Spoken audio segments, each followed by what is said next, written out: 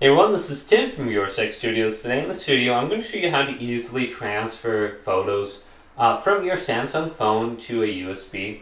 So I'm going to be using this small little OTG adapter. This has USB-C to USB. Now some of these just drives actually have a hidden USB-C end, so you might have one in the cap like this one. This one's pretty sweet. So you can use one of these adapters and you can just plug it in. Or if you got one of these drives with USB-C, you can just use this end and then just plug into your phone. Now I believe it does need to be formatted a specific way. If you have one that's formatted NTFS, it might not work. But if it's EXFAT, should work. So that just plugs in the bottom there.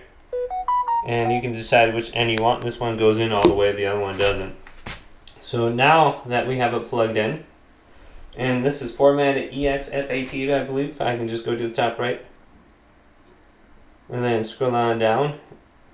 Actually, I want to go to swipe up and go to Files. Search. Go to Search Files. And Files is going to open up.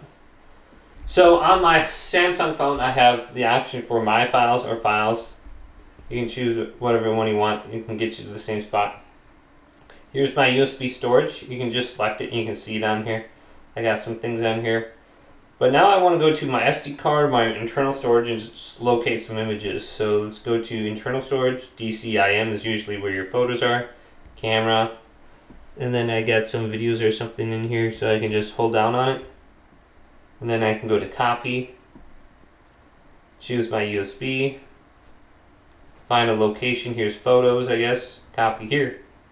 And now it's going to copy on over to this USB drive. And you can show it in folder 2 if you want to go back over there. So just locate files now.